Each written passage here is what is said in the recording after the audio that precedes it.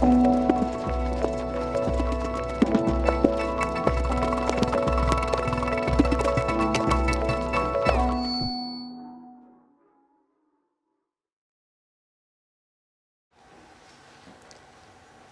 hallo, mein Name ist Leila Yenirse und ich moderiere heute das Panel zum Thema Samplen. Es geht um Autorinnenschaft und die verflixte Frage nach dem Original. Und mit mir auf dem Panel habe ich Autorin Enis Marci, Musikerin Jesseline Preach und Journalistin Azadeh Peschman. Und Azadeh, bei dir bleibe ich gleich stehen mit der ersten Frage. Wie bist du vor allem in deinem Beruf das erste Mal mit Samplen in Berührung gekommen? Gute Frage, wobei ich gerade gar nicht so richtig weiß, ob ich so privat und beruflich immer so gut trennen kann. Ich glaube, das eine spielt so oft in das andere auf jeden Fall rein. Aber ich bin das erste Mal damit in Berührung gekommen, als ich einen Song gehört habe, der so aus den 70ern kam, so jazzy, Bossa Nova-Style irgendwie von Luis Bonfá. Der Song heißt Saudade Vem Correndo und das ist so ein total schöner Song. Und da waren eben 2 Takte in dem Song, die immer wieder kommen, die mir sehr, sehr bekannt vorkamen. Und dann habe ich so ein bisschen recherchiert und geguckt, irgendwie, wo das herkam oder habe irgendwie auch so Samplen gegoogelt und habe dann rausgefunden, dass das in einem Song gesampelt wurde von Jay Dilla. Also beziehungsweise Jay Dilla hat den Beat produziert und der Song ist von The Far Side, Running. Und das ist so mein Song, den ich permanent höre. Also es ist so seit Jahren mein Song, den ich mir anhöre, wenn es mir, ja, auch wenn es mir schlecht geht. Irgendwie ist es so ein aufbauender Song. Und Jay Dilla hat das eben damals gesampelt. Das sind wirklich, also in dem Originalsong kommt das irgendwie so 1, 2 Takte vor. Und bei Running von The Far Side kommt das halt permanent. Also es ist halt quasi so, ja, eigentlich so wie das komplette Instrumental eigentlich fast besteht eigentlich nur aus diesen 2 Takten. In Dauerschleife. Genau, also mit noch so ein paar anderen Sachen dazu natürlich, aber da wurde es auf jeden Fall verwendet. Und da ist mir dann das erste Mal so richtig irgendwie aufgefallen, so, ach ja, klar, so wie immer eigentlich so im Hip-Hop, Rap und so weiter ist eigentlich sehr, sehr viel gesampelt. Extrem viel, ja. Das ist ja auch eigentlich normal, dass man immer so ein bisschen auf das zurückgreift, was schon gewesen war. Warum glaubst du, dass es gerade im Hip-Hop so viel passiert? Das war, glaube ich, schon von Anfang an so im Hip-Hop. Also wenn man sich jetzt auch so die ersten Sachen anguckt, Sugar Hill Gang, Rapper's Delight ist genauso. Da ist ja auch, die haben quasi die Bassline genommen von Good Times, von dem Song, und haben das dann verwendet und quasi auch so eine Endlosschleife dann für den Song genommen. Das war damals, glaube ich, auch so üblich, dass man das so gemacht hat. Also damals wie heute, muss man ja sagen, aber so vor allem in den Anfangszeiten, dass halt vor allem so auf Funk- und Soul-Tracks irgendwie man sich bezogen hat und daraus immer wieder so kleine Versatzstücke genommen hat, die geloopt hat, Endlosschleife oder auch verändert hat. Also ich glaube, das ist ja auch nochmal so ein Punkt, das ist ja auch eine Sache, etwas irgendwie so, ne, irgendwie rauszunehmen und dann im Original zu benutzen.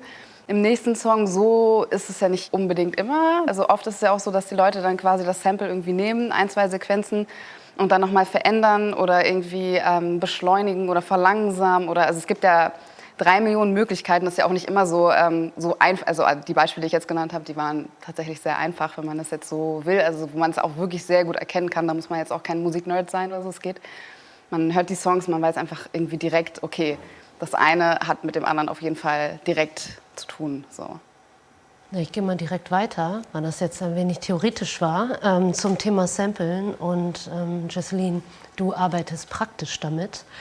Du machst Musik schon seit mehreren Jahren als Preach und bist auch hier beim Popkulturfestival mit einem weiteren Projekt vertreten, Fat Ho Burger. Und arbeitest mit verschiedenen Menschen, die Beats für dich produzieren, Tracks für dich produzieren, aber produzierst auch selbst. Ja. Und meine Frage wäre jetzt erstmal ganz allgemein zu deiner Praxis. Also wie gehst du da vor und welche Rolle spielen Samples dabei? Also meistens, wenn ich anfange, ein Beat zu bauen, nehme ich halt viel mit der Stimme auf. Und es ist eigentlich wie so ein großes Puzzlespiel. So, ich gebe da meinen Input rein und am Ende gucke ich halt so, ob ich noch irgendwie so ein Drum-Sample habe, was da einfach richtig gut reinpassen würde. Und anfangs habe ich das noch mit meinem Handy gemacht, habe da Sachen aufgenommen und habe die dann eingefügt.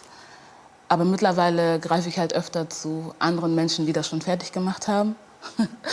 und mache dann mein eigenes Ding draus. So, manchmal pitche ich das einfach runter oder hoch oder ich benutze mein MIDI-Board und verändere die Tonhöhe oder ich zerhacke es komplett und setze es anders zusammen. Und was ich auch richtig gerne mache, ist einfach rückwärts. Ich nehme manchmal auch komplette Beats einfach von irgendwelchen Leuten und drehe sie einfach um. Der Reverse-Button. Genau.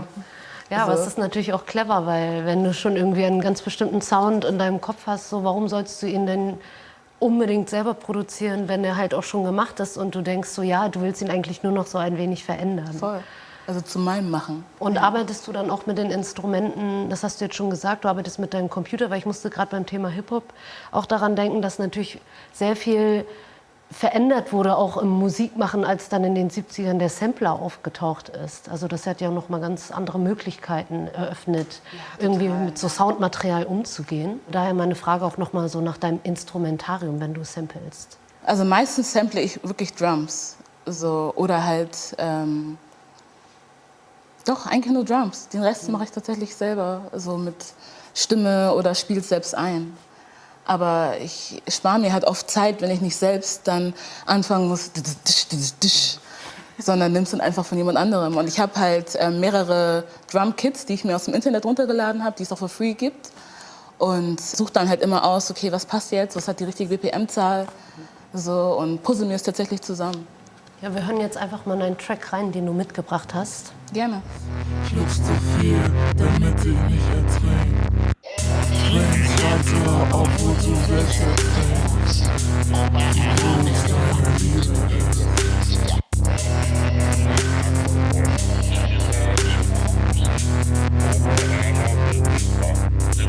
Gibst ihr nicht, was sie verdient, aber sie hat dich. Ja, bei dem ist witzig, weil da habe ich auch meine Mutter gesampelt. Da habe ich sie am Telefon aufgenommen. Also ich meine, sie hat da gesungen und dann meinte Mama, warte mal kurz, habe dann schnell alles angemacht, habe dann mein Handy ans Mikrofon gemacht und habe sie halt bei Ableton aufgenommen und habe das dann auch verpitcht und darauf gesungen. Das heißt, du arbeitest nicht nur mit Material, das du jetzt beispielsweise im Internet findest, sondern auch einfach mit Dingen, die im Alltag Ja, passieren. mit allem, was ich finde. Ja, das Ja. ist toll. Ich gehe mal direkt weiter zu Ines, die auch mit Samplen arbeitet, die sie vorfindet, aber nicht in der Musik, sondern in Texten, die sie schreibt. Ines, erzähl mal was dazu. Ja,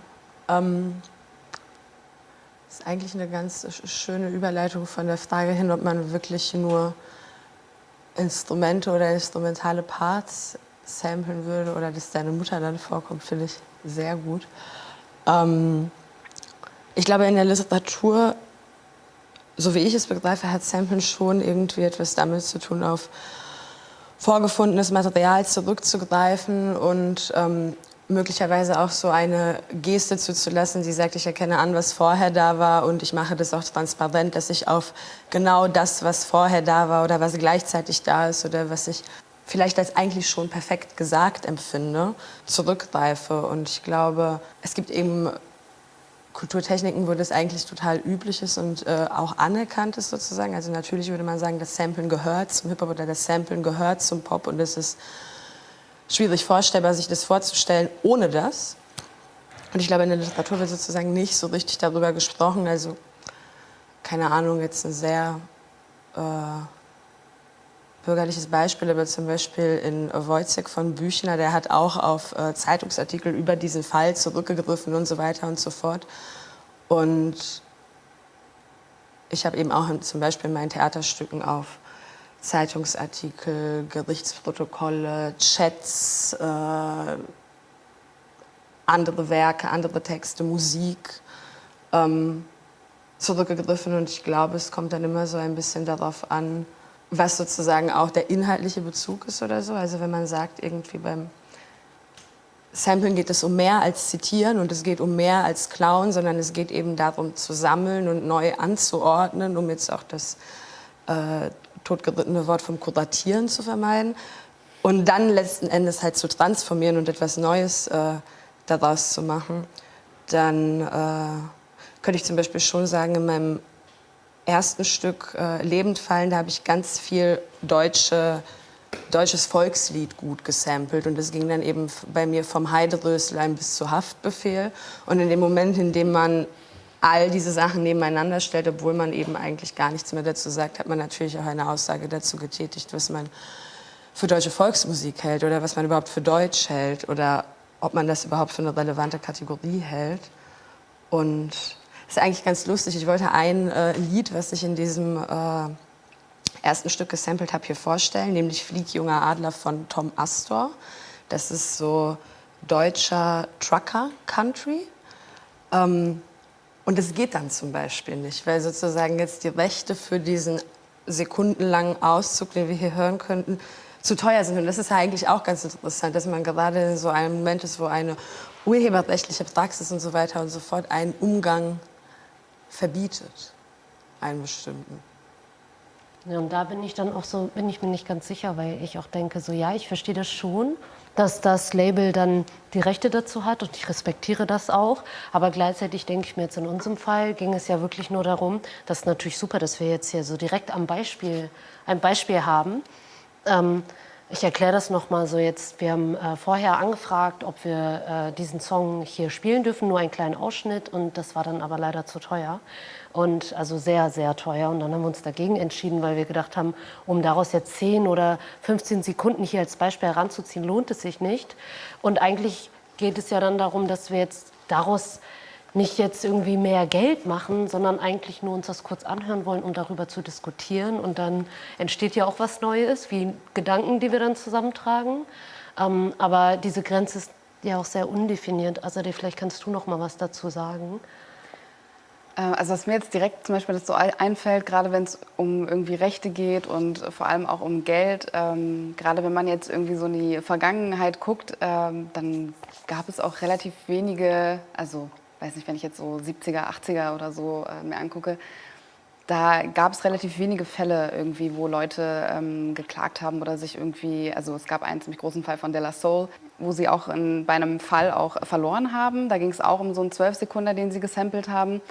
Aber das sind, also es ist auf jeden Fall eher die Seltenheit, würde ich mal sagen, früher. Und meine These ist so ein bisschen, dass es auch daran liegt, dass damals auch Hip-Hop, Rap auch eher so Untergrund war, in Anführungsstrichen, oder zumindest noch nicht so sehr im Mainstream und noch nicht so eine große Industrie, wie es halt jetzt ist. Und weiß ich nicht, wenn man sich jetzt irgendwie anguckt, wie viel Geld mit Deutschrap oder so gemacht wird, dann sind das halt komplett andere Hausnummern als jetzt irgendwie damals. Deswegen glaube ich, sind viele Sachen damals jetzt auch nicht so direkt mit so Rechten und Verhandlungen und Geld, was man zahlen musste und so weiter. Ich glaube, das war damals in dem Ausmaß, wie es halt jetzt ist, noch gar nicht so. Und zum Beispiel, um jetzt nochmal so zu Jay Dilla irgendwie darauf zurückzukommen, der hat ja auch ein Album Donuts, wo er total viel gesampelt hat, auch irgendwie von Frank Zappa und ganz vielen anderen Leuten. Und da hat er irgendwie alles irgendwie so auf so Handschlag irgendwie beruht und nicht auf irgendwelche Verträge oder Rechte, die man eingeholt hat und so weiter. Und wenn ich mir jetzt vorstelle, wir hätten auf dieses Album verzichten müssen, dann wäre es irgendwie sehr traurig gewesen, glaube ich. Also ich wäre auf jeden Fall sehr traurig gewesen, wenn wir dieses Album nicht hätten. So, ne? Und ich glaube, heute ist halt die Lage eine ganz andere. Also ich glaube, alle, die sich in irgendeiner Art und Weise mit dem Thema beschäftigen und selbst diejenigen, die es nicht tun, haben schon von Moses Pelham und Kraftwerk irgendwie gehört. Also ich werde jetzt nicht irgendwie 20 Jahre Geschichte nochmal auspacken, aber seit 20 Jahren gibt es diesen Rechtsstreit um 2 Sekunden. Und ich glaube, das zeigt auch, dass man nicht ein finales Urteil irgendwie treffen kann und dass irgendwie das eine Oberlandesgericht das an das andere irgendwie schiebt.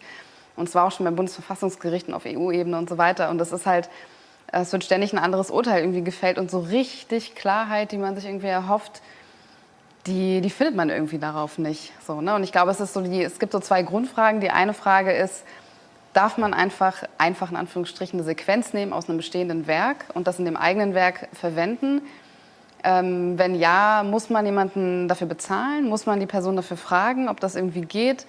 Und ich glaube, die zweite Frage, das ist halt auch immer so die Debatte mit Kunstfreiheit, wo eben viele sagen, ja, natürlich darf man das, aber es muss eben was Neues entstehen und man darf das Original irgendwie nicht erkennen. So. Und dann kommt man wieder auf Urheberrecht zurück und diese ganzen Sachen. Ja, es ist ziemlich weit gefasst. Und jetzt habe ich dir einen Blumenstrauß an Themen gegeben, habe wahrscheinlich gar nicht auf deine Frage geantwortet. Doch, total. Weil die genau darauf abgezählt hat, dass es halt auch viel sich in Grauzonen bewegt. Also wann ist es dann halt auch so Raub oder wann ist es eine eigene Interpretation, die etwas Neues aus etwas Altem entstehen lässt, so womit ihr beide ja auch viel zu tun habt in eurer Praxis. Jesseline, eine Frage an dich. Hattest du schon mal Beispiele, wo du Probleme hattest? Oder war das bis jetzt bei dir so, dass du damit eigentlich so ganz gut umgehen konntest, auch vor allem, wenn du mit Sounds aus dem Internet gearbeitet hast? Ich habe mal versucht, ist gar nicht so lange her. Deswegen kam ich überhaupt auf das Rückwärtsmachen. Da habe ich nämlich einen Beat einfach genau so, wie er war, nur halt, ich habe es, glaube ich, langsamer gemacht, habe ich es versucht, bei Soundcloud hochzuladen und dann stand da halt, dieser Sound ist von die und die Person, da sind Urheberrechte, kann ich nicht hochladen, es sei denn, ich habe eine Abmachung mit denen, das muss ich denen aber vorweisen. Und da dachte ich so, ups, ich dachte, Soundcloud ist nicht so. Und dann habe ich es anders machen, der Song, habe ich leider nicht dabei. Und dann bin ich zurückgegangen auf Ableton, habe es einfach umgedreht und dann hochgeladen, dann ging es. Und dann dachte ich, das hört sich aber gut an. Und deshalb mache ich das jetzt öfter. Aber das ist so interessant, oder? Also ich meine, ich weiß auf jeden Fall zu wenig darüber, wie das Urheberrecht funktioniert. Und man würde ja meinen, dass ich als Autorin eigentlich eher erfreut darüber sein müsste, dass es existiert. Aber weil ich zum Beispiel in meiner Arbeit mich extrem viel darauf verlasse, zu samplen und mit vorgefundenem Material umzugehen, habe ich trotzdem immer eher das Gefühl, ich blicke darauf von der Perspektive derjenigen, die irgendwie hier und da was nehmen. Und das ist ja schon irre, dass zum Beispiel so eine Plattform wie Soundcloud, die also simuliert, Öffentlichkeit zu sein, aber in Wahrheit natürlich ein Riesenkonzern und so weiter und so fort ist, denjenigen Moment, wo das Verbotene überhaupt öffentlich werden kann, schon verhindert. Also das ist ja so ein krasser Eingriff in das, was Öffentlichkeit sein könnte, an dem wir natürlich alle selber schuld sind, die diese Plattform benutzen, aber weil man müsste nicht, aber gleichzeitig gibt es keine alternative Öffentlichkeit, um das hochzuladen, also natürlich benutzt du das.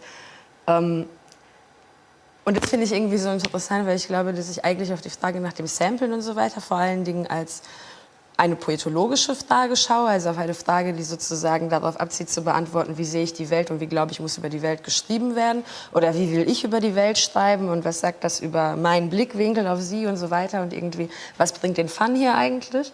Und in dem Moment, wo zum Beispiel Soundcloud sagt, das ist ja schön, dass du das produziert hast, aber dieser Ton gehört schon wem, fallen diese Sphären ja total ineinander. Ja, das finde ich mega interessant. Ich dachte gerade auch, dass es ja auch irgendwo schade ist, wenn das nicht auch in Werken koexistieren kann. Also Dinge, die schon vorher entstanden sind. Und ich glaube, das ist wahrscheinlich wirklich so eine entscheidende Frage, die der Kommerzialisierung und des Geldverdienens. Also dass es immer dann ein Problem wird, wenn jemand damit halt Geld verdient. Und auch wenn jetzt zum Beispiel du, Jesseline, als Künstlerin nichts verdienst, wenn du bei Soundcloud hochlädst. Also wahrscheinlich im übertragenen Sinne, wenn jetzt daraus Gigs entstehen. Aber es ist ja keine Plattform wie jetzt bei Bandcamp, wo man richtig Musik verkaufen kann. Ist es ja trotzdem so, dass Soundcloud mit Werbung schalten Geld verdient. Und dann ist das aber so, denke ich gerade, dass dir dann quasi das Samplen irgendwo verboten wird in dem Moment. Du aber gleichzeitig auch nicht die Nutznießerin wärst, wenn du am Ende daraus irgendwie monetären Gewinn beziehen würdest. Und ich denke auch also so geht es mir auch in meiner eigenen künstlerischen Praxis, ich verstehe mich ja auch immer als Teil einer ganzen Geschichte oder kulturellen Produktion, die irgendwie so jahrhundertelang vollzogen wird. Und gleichzeitig ist ja auch dann das in dem Moment, wenn ich etwas aus mir heraus mache, irgendwie das, was ich dann als innovativ verstehe. Wie geht's dir damit, wenn du jetzt zum Beispiel, sag ich mal, ein Trap-Beat nach Schema F baust anhand eines Tutorials, sagen wir mal. Das sage ich jetzt nur, weil ich das selber mal gemacht habe. Da habe ich so irgendwie bei YouTube eingegeben, so wie baue ich einen Trap-Beat und dann habe ich den einfach 1:1 nachgebaut. Und dann dachte ich mir so, oh, aber irgendwie so richtig viel mit Musik machen, hat das hier gerade, fühlt sich das nicht ganz so an, weil ja, ich habe am Ende zwar diesen Beat, aber ich habe ihn einfach so komplett nachgebaut. Aber irgendwie gefällt er mir trotzdem. Ich habe das ja auch so gemacht. Wir haben ja auch einen ähnlichen Beat. Wir haben nämlich dasselbe Video gesehen. Das ist auch dieses 11-Minuten-Video, dieses Tutorial, oder? Ich glaube schon, das ging ziemlich schnell. Wenn selbst ich das kenne. Wir haben einfach nur andere Gimmicks genommen. Egal. Ja, deswegen, ich habe, glaube ich, so 3 Videos gesehen, war nicht meins, weil es ist halt sauber und hört sich auch gut an. Aber ich habe gemerkt, es ist mir zu langweilig. Deswegen, ich habe gar kein richtiges Schema, sondern ich mache wirklich irgendwas und da kommt, ich kann, wenn ich jetzt sagen würde, ich will, dass so ein Beat rauskommt, kann ich gar nicht. Sondern es kommt einfach irgendwas raus, was ich dann irgendwann cool finde. Also ich sammle die einfach und irgendwann suche ich so, was geht da, was geht da? So, und dann passt es auf einmal. Ja, aber das ist doch so geil, weil damit hat es doch alles eigentlich auch so viel zu tun mit dem Archiv irgendwie, also mit dieser Sache, dem Neuanordnen und dem Transformieren und diesem ganzen Gelaber geht ja auf jeden Fall voraus, dass man erstmal alles sammelt und dass man eben auch Sachen sammelt, von denen man gar nicht weiß, wofür man sie dann eigentlich brauchen wird. Also du hast diese Prftschs und so weiter und die nehmen so viel Speicherplatz ein, du hast aber überhaupt keine Ahnung sozusagen, wofür die eigentlich sein werden, aber es ist gut, dass sie da sind. Es kommt irgendwann der Moment. Genau. So, und der ist gekommen. Ich habe ein ganzes Album gemacht mit den Beats. Deswegen, ja, also ich habe da wirklich kein Schema, sondern ich bastel einfach rum und gucke, was am Ende draus kommt. Also siehst du die Entwicklung ein wenig kritisch, weil du meintest, ja, in den 70er, 80ern, da schien das noch so wenig anders, da hat man das manchmal mit so einem Handshake abgeklärt und jetzt ist es alles sehr, jetzt geht es um sehr viel vertragliche Bedingungen, Geld, Wert, das Recht, Verklagen. Du hast ja auch schon angesprochen, so, ne? Das ist immer eine Frage der Kommerzialisierung. Also je kommerzieller irgendwas ist, desto teurer wird es dann, Beat XYZ zu benutzen oder so. Und desto weniger kann man es halt auch einfach machen. Ne? Also so, man kann das jetzt auch nicht mehr, so ich finde Soundcloud halt auch ein richtig gutes Beispiel, um halt so zu zeigen, okay, selbst technisch geht es halt auch nicht mehr, dass man halt irgendwie Sachen hochlädt und wenn man sich halt irgendwie Beats von anderen Leuten genommen hat, die gesampelt hat und so weiter, weil du jetzt mittlerweile eine Plattform hast, die das erkennt und die halt sagt, okay, das geht urheberrechtmäßig nicht und so. Da hat sich schon einiges geändert, aber ich glaube, es liegt auch daran, dass einfach Musikindustrie generell sich halt komplett verändert hat. So, und dass es halt jetzt mittlerweile einfach viel mehr Regularien gibt, viel mehr Verträge gibt, viel mehr Anwälte gibt. Ich glaube, es gibt auch wirklich so, im Rechtsbereich Leute, die wahrscheinlich auch auf irgendeine Art und Weise davon ja auch profitieren, so. Aber klar kann man das auch verstehen, dass Leute irgendwie so ein bisschen drauf pochen oder darauf beharren, dass sie auch dafür irgendwie Geld kriegen möchten. Also wenn halt zum Beispiel ein Track irgendwie kommerziell total erfolgreich wird und die am Ende irgendwie gar nichts davon haben, kann man es auch ein bisschen verstehen, dass sie das halt irgendwie einklagen wollen. Aber es ist, glaube ich, die Frage ist so ein bisschen, wo setzt man halt die Grenze? Ne? Also so ab wann muss ich jemandem Bescheid sagen oder ab wann muss ich mir die Rechte kaufen, um ein Sample zu benutzen? Und ab wann habe ich was komplett Neues kreiert, so, was damit eigentlich gar nichts mehr zu tun hat, wo eigentlich auch niemand mehr Ansprüche stellen kann? Also ich glaube, das ist halt eine richtig schwierige Frage. Also es ist total tricky und werden wir auf jeden Fall hier auch heute nicht lösen, glaube ich. Aber ich glaube daran, also so, ja, das ist so ein bisschen so ein schmaler Grat, an dem man dann ständig irgendwie so aushandeln muss. Ja, ich habe ja heute, bevor ich hier hingekommen bin, ich habe sogar mir was aufgeschrieben, damit ich nicht vergesse, wie er heißt. Moment. Nämlich, ihr kennt doch sicher alle Bob Ross. Bob Ross, der diese Nass-in-Nass-Landschaften malt. Mit den großen Locken. Mit den großen Haaren, ja. Und ich habe gestern durch Zufall von Maurice Goldschön, einem Autor, den ich auch viel zitiere, und Sampler, den ich auch schon zitiert habe, der hat mir erzählt, dass Bob Ross sich das nicht ausgedacht hat. Und er hat diese Sendung gehabt, The Joy of Painting.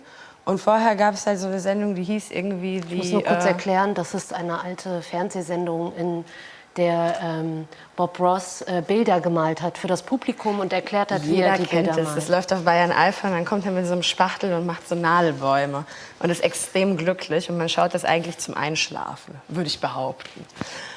Und es gab eben diesen William Alexander, der hat das halt alles vorher gemacht. Der war irgendwie so 30 Jahre älter in Amerika mit so einem brutalen deutschen Akzent. Das ist eigentlich noch wichtig für die Geschichte.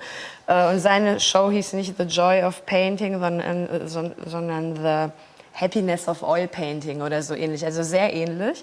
Und Bob Ross hat bei ihm Unterricht genommen. Und das lief alles im Fernsehen. Also wir sind in einer Zeit vor Internet und so weiter und so fort, auf ähnlichen Sendern. Und dann hat er eben seine Show The Joy of Painting genannt. Und bis jetzt könnte man ja sozusagen sagen, ja okay, aber nass auf nass zu malen, hat noch keiner erfunden. Keiner für sich gepachtet. Klar kann Bob Ross das auch machen. Und wenn er halt geiler ist und die beruhigenderen Sätze und die lustigeren Punchlines hat, ist das okay. Aber dann habe ich mir so ein Video angeguckt und Bob Ross' Trademark-Satz ist ja, Happy Little Clouds und We Make No Mistakes, höchstens Happy Little Mistakes. Und dieser andere Typ sagt das alles auch, nur eben auf diesem krächzenden deutschen Akzent. Und der sagt auch, we make happy little clouds und so. Und das fand ich so interessant, weil man könnte ja zum Beispiel auch sagen, okay, Hurt Feelings wird es immer geben, aber wenn einer das einfach besser macht als der andere und wenn einer mit einem 20-sekündigen Sample aus dem Lied, was komplett unbekannt war, erfolgreich wird, vielleicht muss man es auch einfach gönnen. So, ja? Vielleicht war die Idee auch einfach geil. Und zum ersten Mal in meinem Leben habe ich eigentlich gestern, ich habe noch keine abgeschlossene Meinung dazu, aber als ich erfahren habe, dass mein Idol Bob Ross sich seinen Trademark-Satz nicht selbst ausgedacht hat, da habe ich sozusagen so Da warst du enttäuscht. Ja, weil es fiel mir immer sehr schwer, jetzt auch in Vorbereitung auf diese Veranstaltung die Konsumentenposition einzunehmen. Also ich konnte das jetzt eigentlich immer nur denken als Autorin, die samplen will oder Autorin, die Angst vom Urheberrecht hat. Aber nie konnte ich das eigentlich denken als Konsument. Und irgendwie fühle ich mich ein bisschen getäuscht vom Bob. Aber ich glaube, das ist Quatsch. Man kann es ja auch irgendwie nie wissen. Also selbst wenn eine andere Person von einem samplet und man ist damit okay, was ist, wenn dann das, was daraus gemacht wird, so durch die Decke geht? Seine Landschaften sind viel schöner. Bob Ross. Ja, also zum Thema besser gemacht. Also ich dachte gerade an ein Beispiel von einem Bekannten aus Karlsruhe.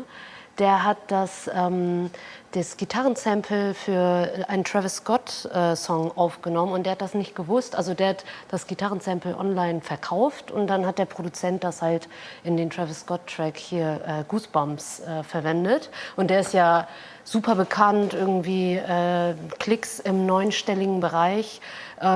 Und der hat das natürlich nicht geahnt, dass am Ende mit diesem Sample halt Millionen gemacht werden.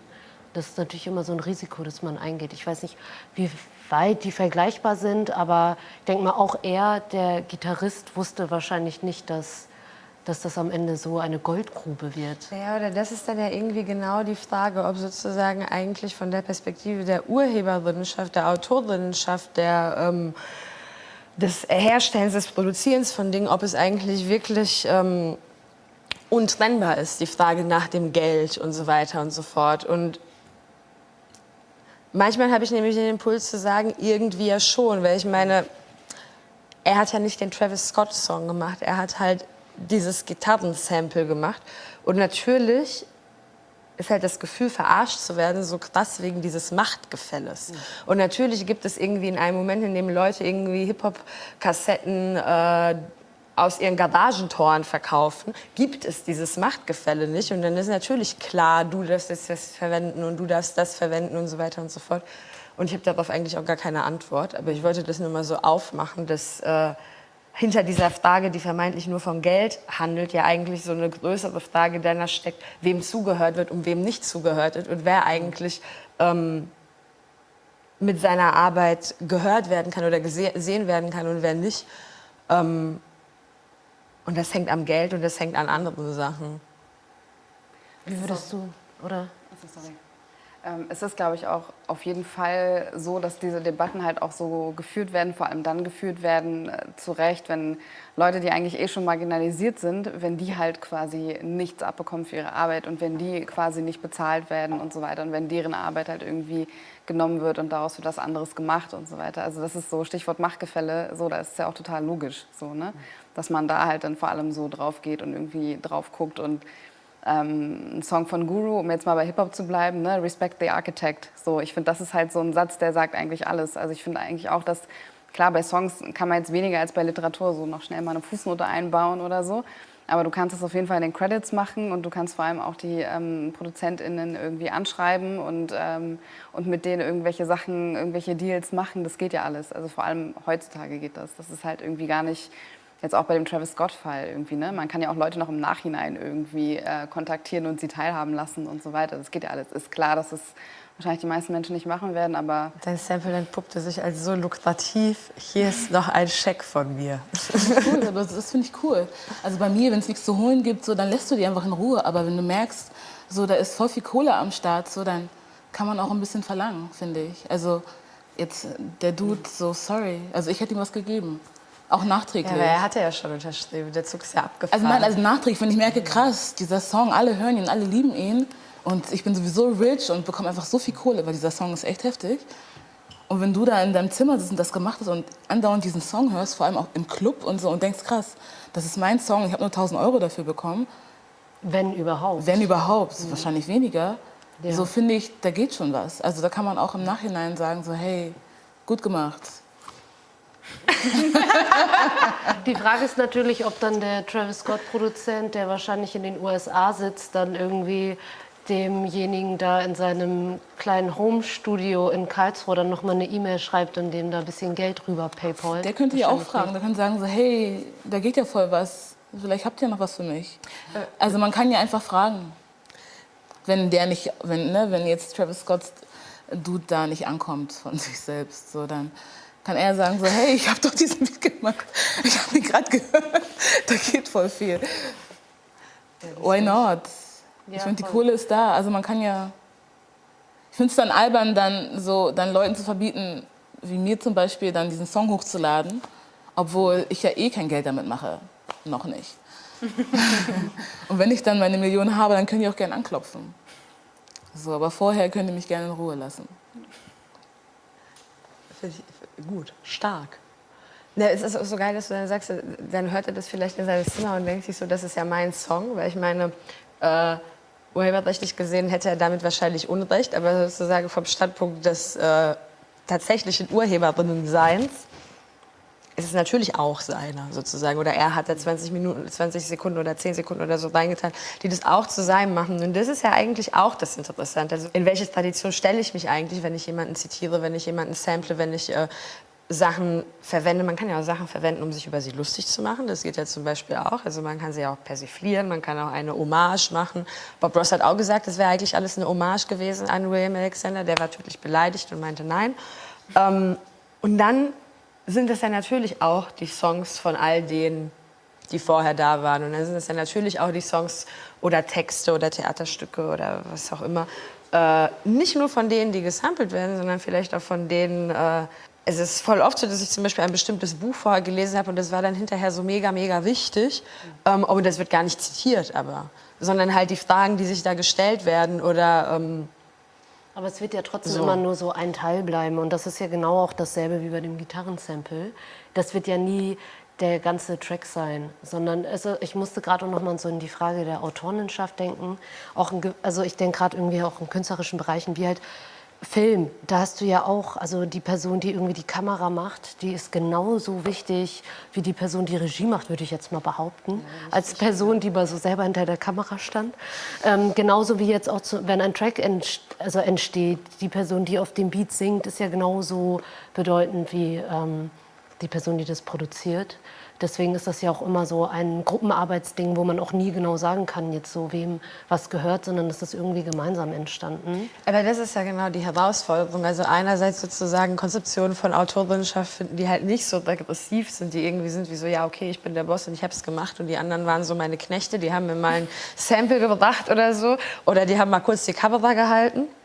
Und die Herausforderung liegt darin, einerseits eben so expandierende Konzepte von Autorinnenschaft zu finden, wo man sagen kann, und ich bin mit all diesen Leuten in diesem Boot und wir haben das sozusagen irgendwie zusammen gemacht, aber eben nicht auf diese verwässerte Art von kollaborativen Arbeiten, wo alle alles machen, sondern wir haben das zusammen gemacht, weil ich habe meins gemacht und sie hat ihrs gemacht und so weiter. Und aber gleichzeitig halt umgehen mit einem Urheberrecht und mit einer finanziellen Situation, dass das halt gar nicht richtig berücksichtigen kann und wo dann doch jeder wieder auf seiner Scholle kämpfen muss. Das ist ja auch ein bisschen das, was du vorhin angesprochen hattest, also mit den Credits und der Bezahlung. Also dafür gibt es ja auch schon Systeme, alle Personen, die beteiligt sind, aufzuführen. Und damit komme ich dann auch schon langsam zum Ende. Ich glaube, wir haben die Zeit auch schon überschritten. Wenn es jetzt keine weiteren Kommentare mehr gibt, würde ich mich an dieser Stelle bedanken für diesen ganzen Input. Ja, und danke dir, Leila. das war sehr interessant. Vielen Dank. Danke. Danke.